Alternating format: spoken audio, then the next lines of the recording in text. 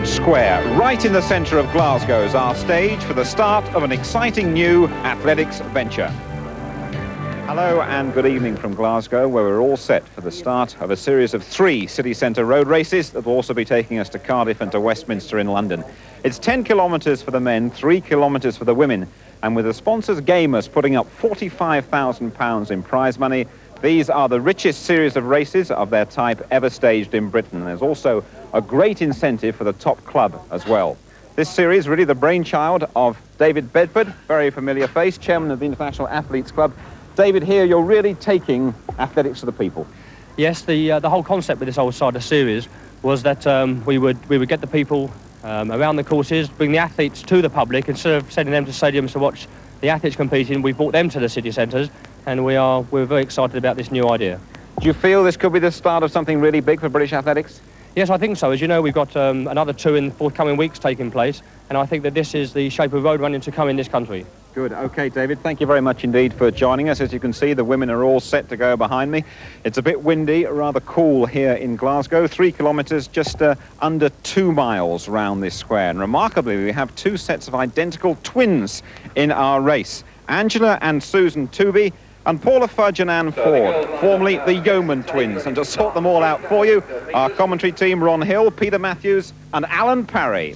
Yes, many's the time I've had double vision after a Saturday night out in Glasgow, Jim, but this is ridiculous. Susan Tooby wearing number 10, Angela Tooby number 9 in that lineup, Paula Fudge number 17, Anne Ford number 16. They used to be the Yeoman twins. And number 5 is Shireen Sammy. Unfortunately for the commentators anyway, her sister Marina not able to run today. But really this, almost certainly the highest quality field ever gathered in Great Britain for a women's road race. A little about the course, and then you can see already that one of the features of this course is the sharpness of the turns. In fact, they run, as you can see perfectly, around George Square, right in the heart of the city of Glasgow. And the first 400 metres or so is a complete lap of the square before they go off into a long straight. And to make up the 3,000 metres, which the ladies run, they will run 3.5 times around the full course. But the first 5 bends are very, very sharp indeed, and we expected to see perhaps a little more elbowing and a little more jostling for position than we have seen so far. Number 12 in the yellow vest, the early leader, Caroline Horn from Crawley, the same club as Tim Hutchings, one of the favourites for the men's race, which follows a little later. Wearing number 25 on Caroline's left in the red top with the Bath vest, clearly visible, Julia Gates. And those Tooby twins. Well, can you tell them apart? There they are on the right-hand side of the picture. Number 9 is Angela Tooby, and in the blue shorts, number 10, Susan Tooby. Angela, slightly the taller, though from this distance that's very hard to judge. And already the crowd here in Glasgow beginning to sense, I think, Ron Hill, that the quality of this field is likely to produce a very good race. Yeah, with such tight corners, you said it's George Square. I mean, it really is a square. Those bends are right angle, and obviously we were lucky to have a very clean start. There was no jostling, but it was a fast start to get to the corner first and not run the risk of having to run behind a huge crowd. The course just jinxes off a little bit to the right there, and that terrifically fast start has really spread the field out, as we just saw from that shot. On the right-hand side of the picture, in the light blue top, number 51 is Kirsty McDermott, a late entrant into this race, and one of those that the rest of the field will know, a girl who has to be watched. The Commonwealth Games 800 metres gold medalist, who ran a very good 1,500-metre time in Hendon last week. That's Kirsty McDermott, just the leader from the Tooby twins, Angela number 9 and Susan number 10. Wearing number 22 on the left-hand side of the picture, the blonde girl in the orange-coloured vest is Jill Clarke from Sheffield Athletics Club, in very good form this year, and recently ran a very good half marathon. But the Tooby twins, as expected, both front runners, both happy to take up this position, and as they mount the first incline in the race, the Tooby twins in the lead. And they've just passed there the 1 kilometre point. That's a third of the way through the race. And the time there, displayed on the clock, 2 minutes 56.9. So that's about 8:50 pace, a good pace, in fact, just inside the personal best of Angela Tooby, who's currently leading the pack. Both from the Cardiff Athletics Club, both coached by Anne Hill. And really from school days onwards, the Tooby twins have been almost literally inseparable. In fact, many times in their athletics careers, they've actually dead heated, crossed the line together. They're not doing that now because that's the first time they'll see the finish post. But of course, there are a total of 3 full laps of this circuit to the finish. Shireen Sami just going through, a little disappointing to see her so near the back, but she does in fact have a heavy cold. No such problems for the Tooby twins.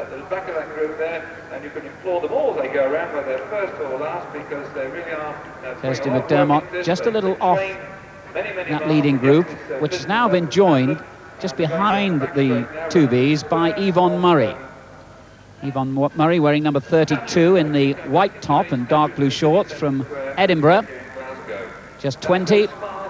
Winner of the bronze medal in this year's European Indoor Championships over this same distance of 3,000 metres. And Kathy Carter of Sale Harriers in the very distinctive pink strip wearing number 21 on the left-hand side of that picture. Well, we've got a breakaway group of 5 runners there at this very hot pace as told on the rest of the field, and it's very unlikely that the other people will come back now, so we're down to 5. It's a long run with the wind along this straight, and then they turn to do a short climb and then turn... Sorry, no, it's against the wind here, and it's unusual to see these 2 people leading. If they're going to do all the work, the ones that are lying behind and just relaxing are going to get great advantage. They go up a hill, turn into the hill now, sharp hill, heads down, pushing on up, and then a left turn and a long striding downhill, when you can see them just sort of bending forward slightly to take that hill. Kath Carter on the right-hand side, number 21 in pink. Those 3, in fact, have made a significant break at this stage. The Toobies and Yvonne Murray. This coming up Montrose Street alongside the Strathclyde University is an incline, and you can probably see the way they're having to use their elbows to work harder going up this slight hill. But then it's the huge relief of a left-hand turn, and downhill they go, down George Street, past the Queen Street station, one of the famous Glasgow landmarks. And Yvonne Murray here has put in a burst which has really spread the field, and even indeed at the 2 kilometre mark, the 2 Tooby twins looking as though they're struggling to hang on at this stage. Well, yes, Yvonne Murray passed the 2 kilometres in 5:56.6, and this is certainly the first decisive break with Yvonne Murray going here. The 2nd kilometre is slightly slower than the first, 2:59.7, but no question, you can see there from the way the race has opened up that the pace has speeded up very considerably now. So they're into the final 800-metre circuit of this Glasgow city centre loop, and certainly Yvonne Murray looking very, very strong at this stage, the former United Kingdom 5,000 metres champion, coached by a gentleman called Gentleman, would you believe, Bill Gentleman, a former hammer thrower, who used to be Yvonne's biology teacher at school and first noticed her athletic potential. And Yvonne Murray really stretching that gap now between Angela and a slightly failing Susan Tooby in 3rd place, with Kathy Carter, number 21, still 4th. And then at the rear of the picture, Kirsty McDermott, all struggling to stay in touch with this girl, the leader.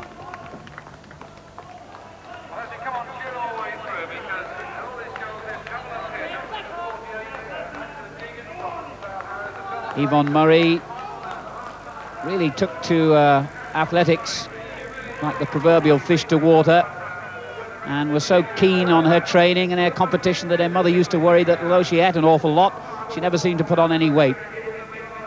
Both her grandfathers used to take part in the Highland Games, that world-famous Scottish sporting event, so a real sporting background for Yvonne Murray, who's looking in terrific form here now, and Angela Tooby some 30 to 40 metres adrift as she throws herself almost round that corner. Angela Tooby back in 2nd place. But look at the grimacing, look at the pain on Yvonne Murray's face. She's really gone out bravely, she's gone out early, and perhaps it's beginning to tell And perhaps Kathy Carter, number 21 now, who's come through into second place, might be able to draw back that gap. But Tooby still there with Carter, and this the uphill stretch run. Well, she's looking, I mean, she must have the finish in sight now. She's looking really relaxed. She's got some downhill running to do, and she must know from the sort of shouts for the spectators for the other runners behind her that she's got quite a good lead. But a marvellous picture of the pain that Yvonne Murray must be feeling. It's hard, and the Edinburgh girl, followed by Angela Tooby, and Kathy Carter now third, with Susan Tooby back in fourth place. The Edinburgh girl, Yvonne Murray, getting a marvellous reception on the streets of Glasgow, the rival city, and Yvonne Murray of Edinburgh waves to the crowd, and she's won it. Yvonne Murray, a very, very impressive race to finish second ahead of Angela Tooby. Kathy Carter comes in third, with Susan Tooby fourth. Kirsty McDermott back in fifth place. Mary Cotton, who came through late, the sister of that famous figure of the 60s and 70s, Ian Stewart, coming through into sixth place. Jill Clarke just finishing 8th or 9th. And a marvellous performance, really, by Yvonne Murray, whose track personal best for this distance is 8 minutes 58, and who, until Zola Budd appeared on the scene, had two of the United Kingdom junior records to her credit, over 1,500 metres and 3,000 metres. That's Kathy Carter, number 21 from Sale Harriers, another former United Kingdom 1,500 metres champion.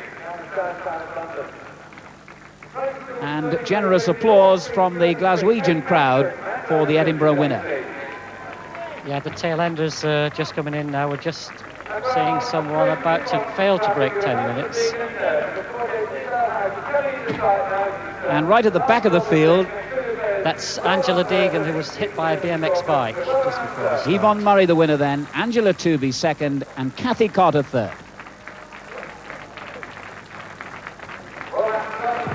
So a fine victory for Yvonne Murray. We'll be talking to Yvonne in just a moment, and it's going to be the men's turn to negotiate these tight, twisting circuit round this square. Rejoin us here in Glasgow in just a couple of minutes.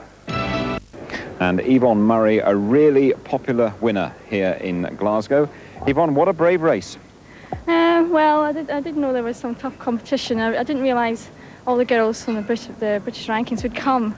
But being in Glasgow as well does help a little bit in my home ground. So. And you went for home, I think, after 2 kilometres. It was quite a brave thing for you to do. I don't normally go that early in a race. I normally wait till the finish. But I felt really good at that stage, and I felt them beginning to slow down a bit because it was windy down the back straight. And so I thought, I'm going to make a break. I better make it now, you know. And the first time you ever beaten the Toobies, is that right? Yes, I've always been in their shadow. They're running the UKs last year. So I thought, well, my training's been going really well, so I thought I'd give it a go, and I'm really pleased with it. Yeah, well done. And I think an understanding boss has helped your preparation. Yes, I must thank him especially, as well as my coach and my parents. I thought when I went for the interview, I was a bit wary because my running career was most important to me, but put a shower in for me at lunchtime so I could get running, and have no problems whatsoever, really. Good, and no problems here today. Very well done. Thank you. Thanks very much indeed, Yvonne. So Yvonne Murray, a really popular winner, and next we move on to the men's 10 kilometres. The route takes them 1 lap of the square itself and then 11 times round the whole course. It's a pretty open race, but we do have a couple of favourites. Craig Virgin, aged 29, one of America's top road athletes, twice world cross-country champion. He's held the American record at 5 and 10 miles from the Front Runner Club in Illinois and now based in Atlanta, Georgia.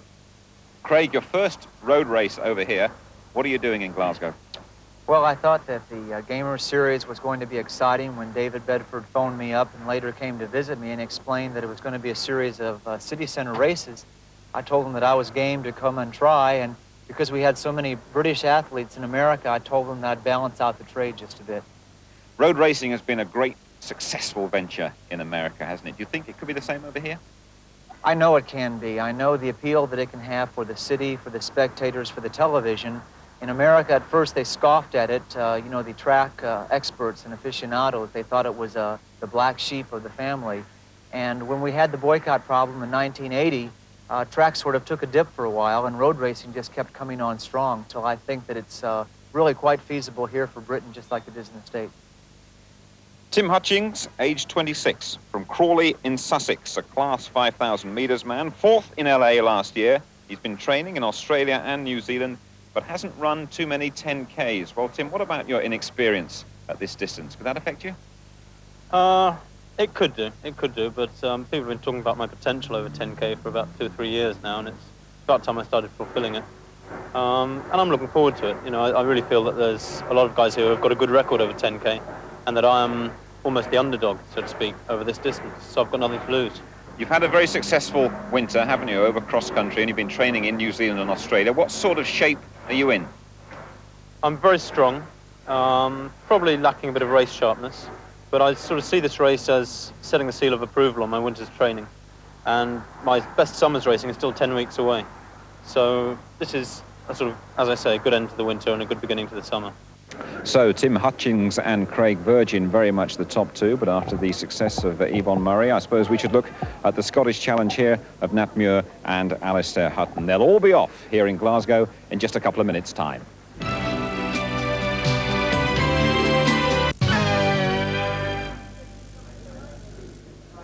So this quality field is set to go here in Glasgow. Let's rejoin your commentators, Peter Matthews, Ron Hill, and race commentator Alan Parry. 88 men line up in what's the first of this Grand Prix series of 3 road races over the next 5 weekends, and they're chasing total prize money of £45,000. Some of the top names in road racing, both in Great Britain and the United States, in this lineup. So, moment. And they're looking very anxious. The start tape being lifted aside. And away they go. And in addition to those big individual prizes for the first 6 men in each race, the runners will be receiving points over the 3-race series according to their final placings. And at the end of the 3 races, those points will be added up to give us the overall winner. And that's a title which carries a special prize. And indeed a tremendous incentive for men like Craig Virgin, the top American who we've heard from, as they run by the Glasgow City Chambers, that marvellous building. Craig Virgin, who's already pledged himself to run in all 3 races, and if one man should win all 3 races, then he could collect over £7,000. The early leader is number 133, and that's Steve Harris of Shaftesbury Harriers, who particularly wants to run well today. There he is in the centre of the picture, as injury prevented Steve Harris from running in the Battersea 10-kilometre road race, which you may have seen recently on ITV. But 88 men in this field, and Ron, really, any one of a dozen could win this race. Yeah, another good clean start. Steve Harris has got himself out of trouble. He just turned round there to check that the field are with him, and obviously they are with him. There is some incentive for the back markers to keep going as well, because it's a rule of this race, if anybody is lapped, they have to drop out. So those back markers are trying to run as fast as they can, not only to try to get good times, but to actually stay in the race. The tall, blonde figure of Dave Clarke in that bright yellow vest has joined Steve Harris at the head of the field as they complete this first mini-lap, so to speak, of George Square itself. The course exactly the same as that run by the women, only of course longer. This a 10-kilometre race. So the men run a total of 11.5 laps of the 800-metre course. And incidentally, as a real incentive to the back men, as Ron was just mentioning, there is the indignity, if we can call it that, of anyone who's lapped in this field is obliged to drop out. So those men at the rear of the field, as the leaders come into view again, have all the incentive they need to keep going. Steve Harris, who has suffered in recent weeks from a twisted pelvis. It even sounds a painful injury, that. The wear and tear of all the heavy mileage he does in training as Dave Clarke comes to his shoulder and takes over the lead. As they're approaching the first kilometre mark, as I was saying, the wear and tear on Steve Harris has caused his pelvis to twist in that way, and he's had to see 6 specialists to try and sort it out. So there they are, the 1 kilometre, 2:42. So that's a very fast pace indeed that they've started off. Well inside 28-minute pace for a big leading bunch with Nat Muir and Steve Harris prominent there. Also Carl Harrison, Barry Smith of Gateshead. Indeed, Gateshead well to the fore, because this is also a club competition with prizes there, Alan. Indeed it is, and some very attractive prizes as well. Special cash awards for the top teams in this three-race series. And indeed, with over £7,000 at stake, then Britain's leading clubs have never had such a huge incentive to do well. 13 of our top clubs taking part. Each of them has entered 4 runners, and the first 3 men home will score. And a new leader now, and something of a surprise perhaps, number 154. There he is, Paul O'Callaghan. The green and white that he sports is of his club Tipton Harriers, Paul O'Callaghan. Although you won't be surprised to hear either that he's a Southern Irish international. Steve Harris still second, then Nat Muir in the headband.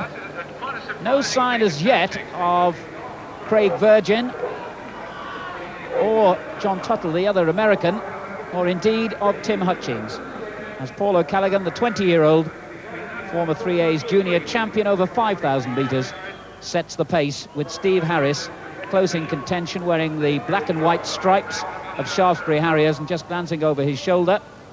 Number 41 on the left-hand side of the picture there in the blue and white hoops is Steve Binns, and on the extreme left, wearing what I can only describe as an enthusiastic haircut, is Colin Reach, the tall figure all in dark, number 17, better known of course as a steeplechaser.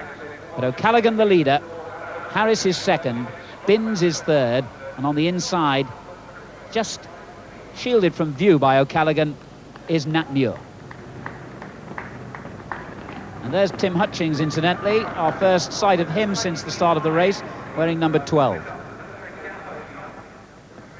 Paul O'Callaghan's got a good lead here, rather foolishly, I think, to go away this early in the race, but I think, you know, when you get very nervous and get very hyped up, the tendency is to sort of run away as hard as you can and throw caution to the wind to a certain extent. They're now running downhill, and I think you'll see the pursuing pack start to spread out a little bit, because there's not the same necessity to shelter from the wind. We can see in that leading pack there, to the right-hand side of it, number 5, the man with the headband, Mike Bishop. And they're coming up now to the 2,000-metre point. Yes, there it is. And that time, 5 minutes 27.6. Well, that's extraordinarily fast. That's again well inside 28-minute pace. Indeed, it's sort of almost world record pace. I don't think they're necessarily going to sustain that. We probably expected them to go off quickly to sort themselves out on the very tight bends. They're obviously not wanting to be bunched up too much around that. Interesting to see, though, whether they can maintain this pace, because there are still a very large number of men in contention, as Paul O'Callaghan leads, with Steve Binns of Bingley now second. So it's O'Callaghan in the lead. Binns is in second place. Harris is third. Muir, I think, just forcing his way through into 4th place. And also on the inside there, wearing number 110, the minute figure almost compared to those around him, of Billy D. There he is in the yellow vest and the red shorts, number 110, Billy D from Luton. Billy D's on some quite good form at the moment. Last weekend he ran the fastest short leg of the 12-stage relay. And it's going to be interesting to see whether he can keep going after 3 miles and put in a good 10,000-metre race, which is twice as far as his run last week. To the left of the screen, just disappeared now. Yeah, Barry Smith, one of the great Gateshead team that's here at the moment, wearing white shorts, white vest with a red band. Interesting to see in this team race, in fact, because there is Tipton Harriers, who, and you referred to the 3A's 12-stage relay, because Tipton were the winners of that, and Gateshead also well to the fore, and those are going to be 2 of the clubs featuring today. Still number 41, Steve Binns, leads the field. Used to be a pig breeder, incidentally, Steve Binns. Currently unemployed, although currently employed in dragging this 80-strong field round at still what is a very impressive pace indeed. And I suppose this type of course with the sharp 90-degree bends leads to this kind of racing. And the 2 red vests at the rear of the field that you can see are the Americans, Tuttle and Craig Virgin. And certainly those 2 will not be happy about the weather today. In fact, Craig Virgin was telling me before the race that he's just come from 80-degree temperatures back home where he lives in Atlanta, Georgia. And I don't know, it must be in the low 50s, if that, here in Glasgow today. I suppose you could call it a typically British summer's day. Number 80 In the centre of the picture, Barry Smith from Gateshead, the famous Gateshead colours, the all white with the red band. And also moving through now, number 150, Tony Milisaroff of Tipton. But now the Americans beginning to make their challenge. That's Craig Virgin with his number in tatters already. But still a very, very closely bunched field. A variety of leaders, and nobody, despite the quick pace, prepared to strike out just yet. Well, again, down with the wind, they've spread out on the inside of the course, number 140, wearing maroon shorts, Carl Harrison from Stretford AC, looking quite grim-faced, but that's normally the way he runs. And Billy D, who we said has got good credentials over 3 miles, has now taken the lead. And it seems that Billy D might want to slow things up a little, because there was a definite change of gear, a definite slowing of pace, though as you can see from our camera alongside the runners, the speed is still very, very impressive. Number 3, the blonde-haired figure of John Richards, youngster from Cornwall, a part of the country that doesn't, or hasn't produced many top-quality athletes over the years. But still, Billy D, number 110, the leader. Tony Milisaroff, wearing 150 in the green and white hoops of Tipton Harriers, also to the fore. Barry Smith, number 80, the tall figure of Dave Clarke, number 2, and Jeff Turnbull, number 82, now on the left-hand side of the picture, like Smith, from Gateshead.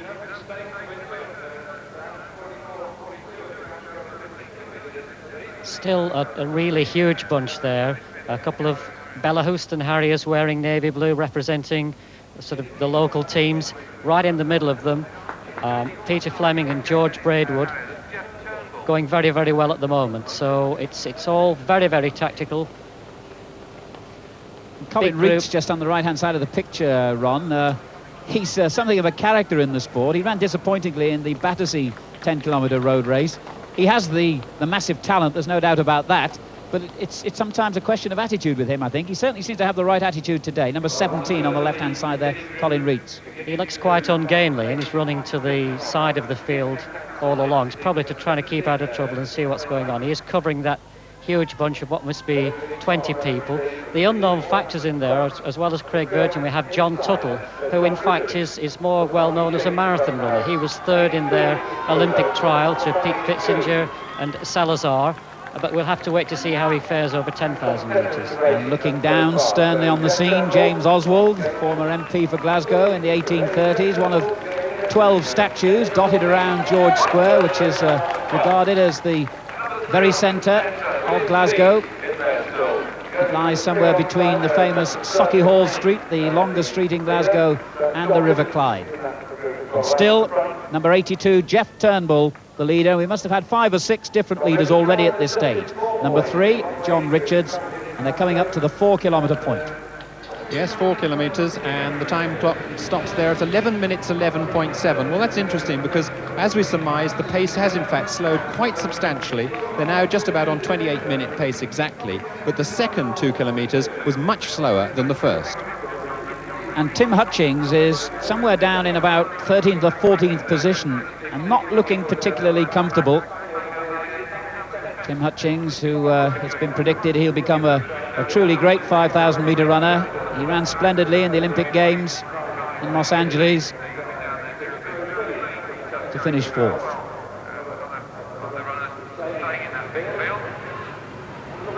And as we approach the halfway point, I wonder just what Tim Hutchings will be thinking. Well, he told us about his race tactics and his thoughts at this stage. At 5 kilometres, that's the halfway stage in the race. I'd like to think there'll still be a large pack. I'll be surprised if anybody wants to pull away that early in the race. And the standard of the runners in the race, the top 50, 100 guys, is very high. It'll be difficult for anybody to pull away early. Even if they tried to do that, I think they'd get a load of guys committing suicide by hanging on to them for the 3 or 4 miles. So at 5 kilometres, I think most people will be playing cage again. Certainly I wouldn't want to be making any move that early. And certainly he isn't. Perhaps he can't. But he's right. Tim Hutchings' prediction that nobody would be looking to break away, absolutely bang on. Number 42, Colin Moore of Bingley, just one of still a dozen or more men in contention at this stage. Number 22 in the red American vest is John Tuttle. And they go once more beneath the splendid sight of Glasgow City Chambers. A much photographed building, recognised as one of the finest civic buildings in Britain. And we're on the route now of the Glasgow Marathon, which is going to be held on September the 22nd. Glasgow is becoming quite a centre for athletics. And on that day, Bob Dalglish already has 18,500 entries for the race. I hope to be running there myself, so I've been having a particularly good look at this course today, and hopefully that will be my 99th marathon. But it's interesting to watch the tactics of a race like this when you've got a course on which on one side there's a headwind and the other side a tailwind. People running in the group sort of wonder why everybody's going so slowly when they're actually sitting in there, and that's why runners keep going into the lead. Tuttle made a break into the lead thinking, well, why are they just relaxing like this?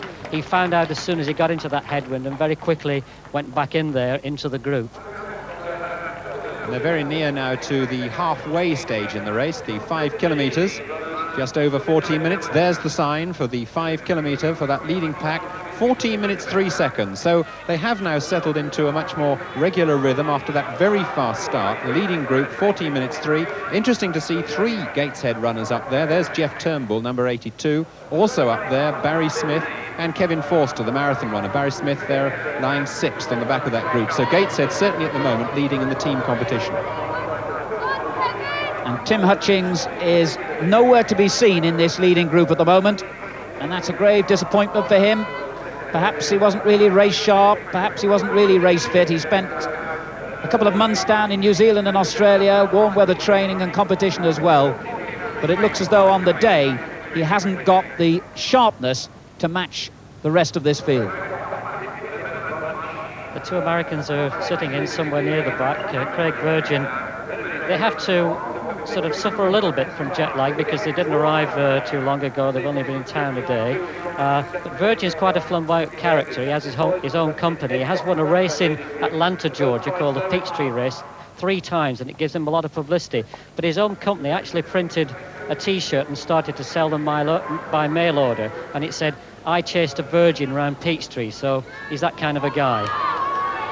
I'm not quite sure what you mean by that kind of a guy, Ron, but I think I see what you mean.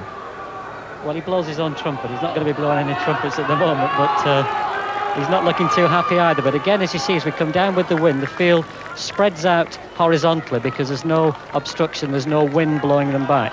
And we'll probably see a new leader as they go around the corner.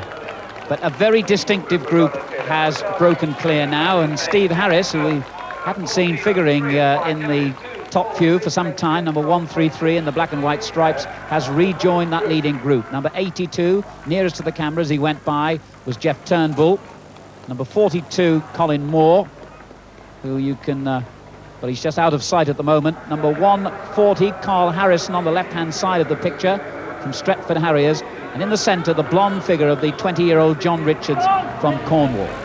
And one runner we haven't mentioned yet, there on the right-hand side of the screen wearing number 4 and big bath on his red, white and blue vest is Nigel Gates. In some very good company at the moment. Colin Reitz has dropped off the pack, we can see it from that long shot. And Nat Muir sort of glancing around to see who's in that bunch. They'll all be sort of weighing each other up now. Steve Harris again just glancing to his right, seeing who's still in there and seeing who's dropped off the back.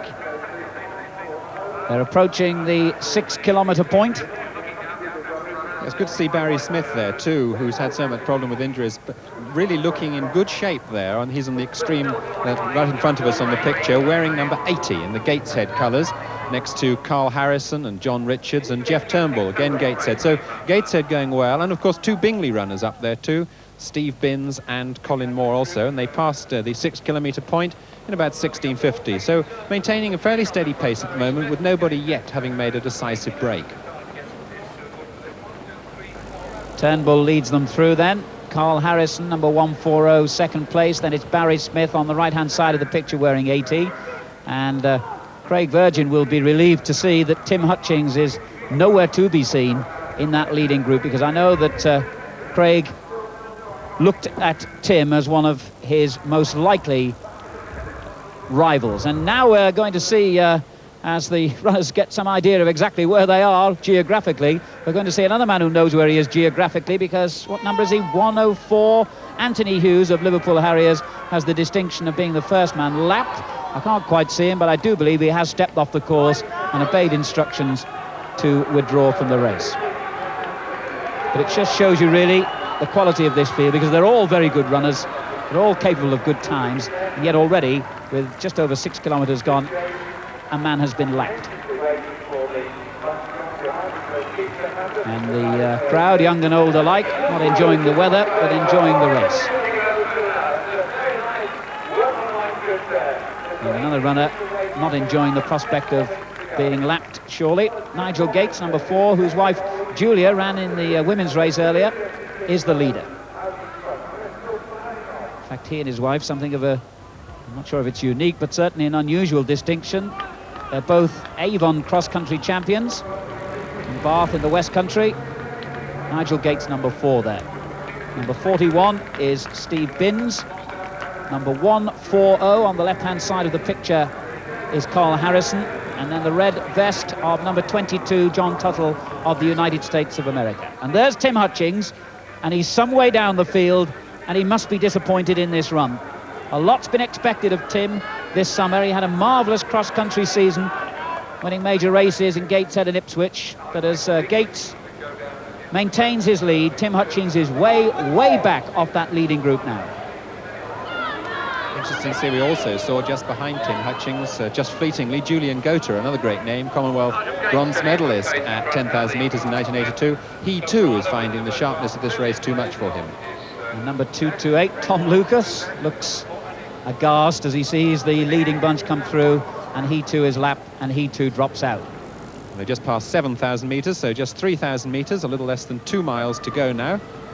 And still maintaining this steady pace, which should bring them in a time of somewhere around 28:15. That's the sort of pace they're running out at the moment. Number 4, Nigel Gates, the leader then. And still the 2 red vests of the United States of America prominent in that leading bunch.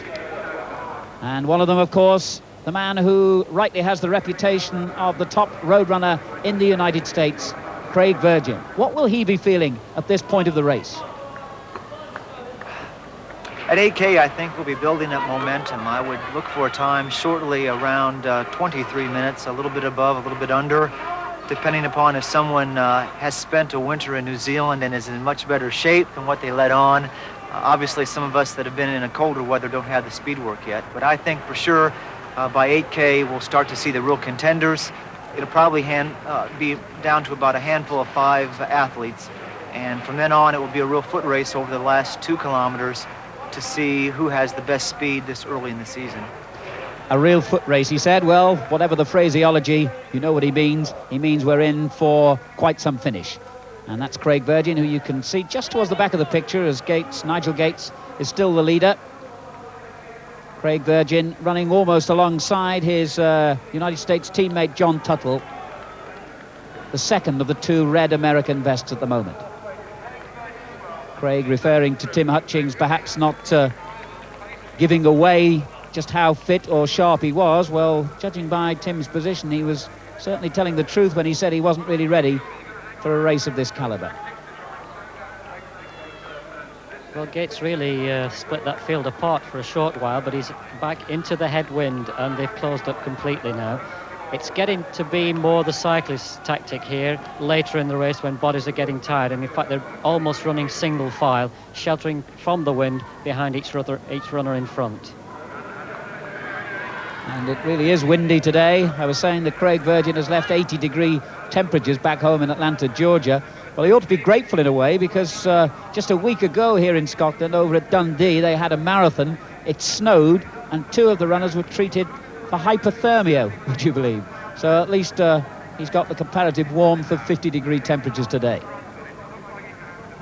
Carl Harrison, number 140 there with the maroon shorts, is really suffering. You can tell by the look on his face, but somebody who must be suffering more is number 220, Nat Muir, who's gone from on the shoulder of the sort of leading runners to the back of the pack now. Yes, Nat Muir also been used to warmer weather. He's been training in Portugal recently. 8 kilometres coming up for the leaders.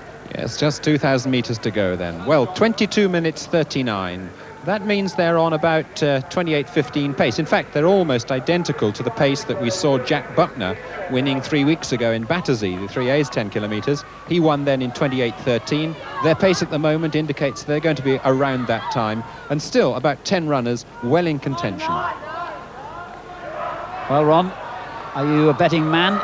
Would you like to hazard a guess who out of this tightly knit field has the strength, the speed, the stamina?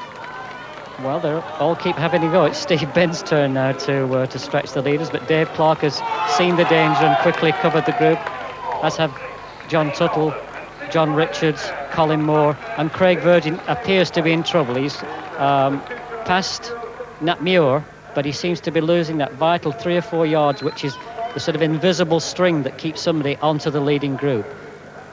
He keeps taking big breaths, does Steve Binns, relaxing, just getting that big shot of oxygen down into the lungs. Now he's going into the wind again, so it's in the others' interest to sort of get as close as they can behind him and sort of shelter from that wind. So the leader, number 41, Steve Binns. In second place, number 4 is Nigel Gates. That's Binns. In third place at the moment in the red vest of the United States is John Tuttle. And then the tall, very distinctive blonde figure of Dave Clarke, with John Richards, also blonde, in the blue shorts, wearing number 3, still prominent in that group of what now has been whittled down to something like half a dozen men. Richards with that very upright stance, a strange running style really, just 20 years of age, as I was saying before, and from Redruth in Cornwall. It must be very difficult, Ron, for a runner from that part of the world to get the necessary competition, really. He has to travel a long way from Cornwall to find the right type of competition. Yeah, and when you're a young kid, it's also very expensive to have to do that. So he is a pretty unique athlete to be able to put it together and be a top athlete as he is in such a faraway corner of the British Isles. That's number 3, John Richards.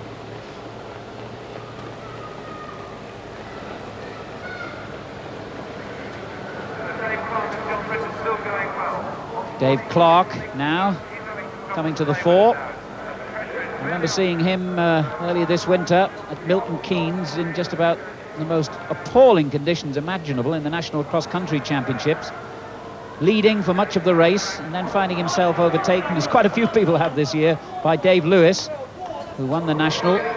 But Clarke, now the leader in the yellow vest, wearing number 2, the blonde hair and the beard, one of Britain's best cross-country runners, and a kilometre to go, he's gone to the head of the field. Yes, here comes a decisive move, 1 kilometre to go, so just a lap and a bit to go, and now the race is really on. Interesting to see 2 former European junior 5,000 metre champions in there, Steve Binns and Jonathan Richards. Another, Nat Muir, has dropped off, but now it's all a question of who can produce the fastest finish.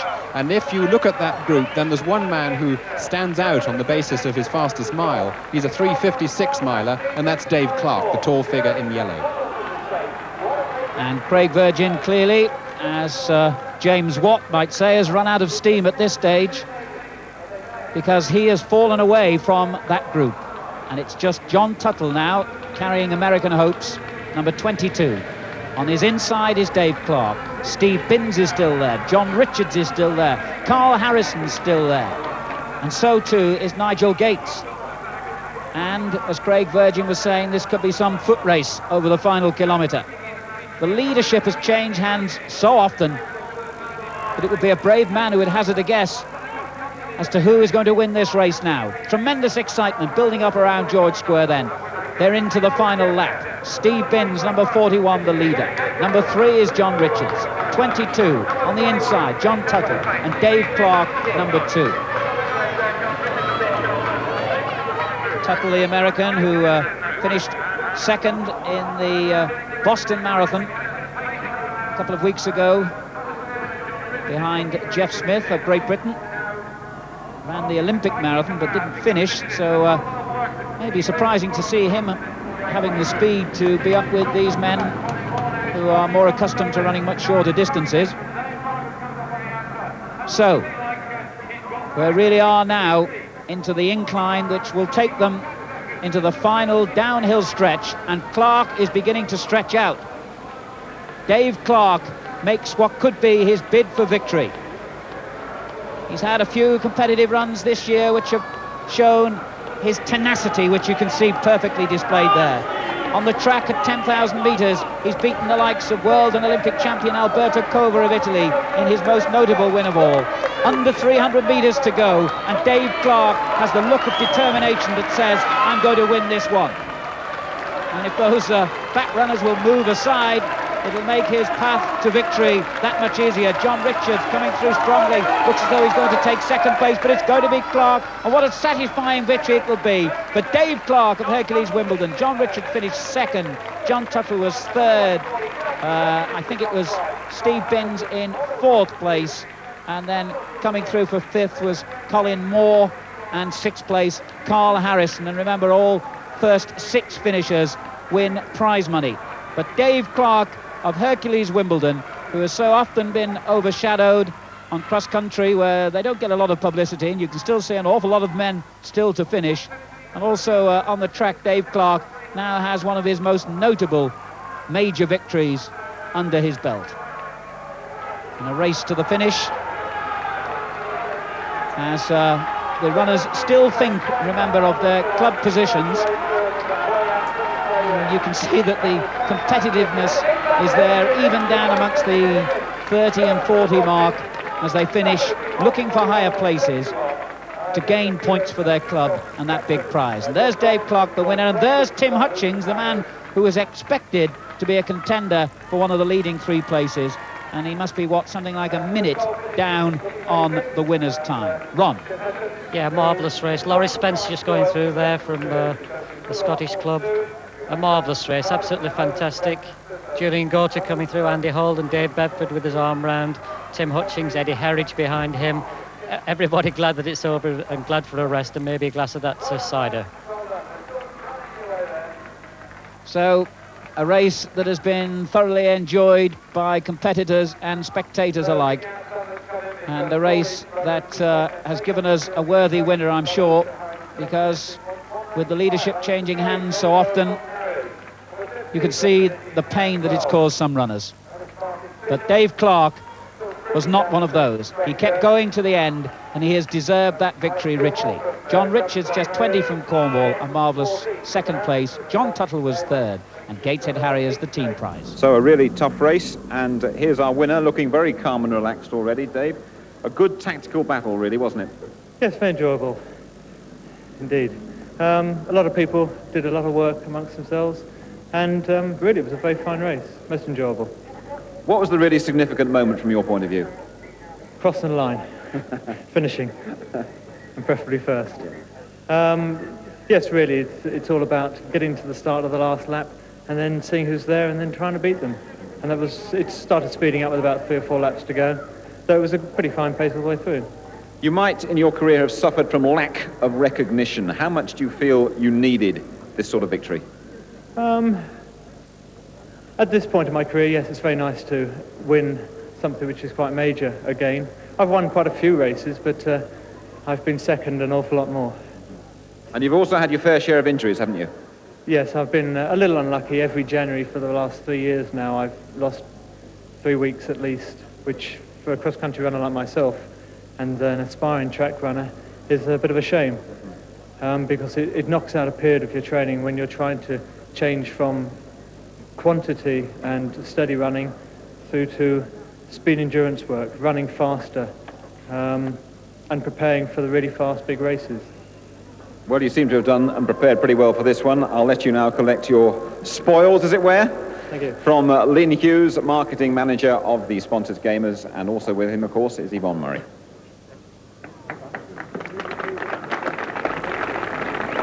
Very good race.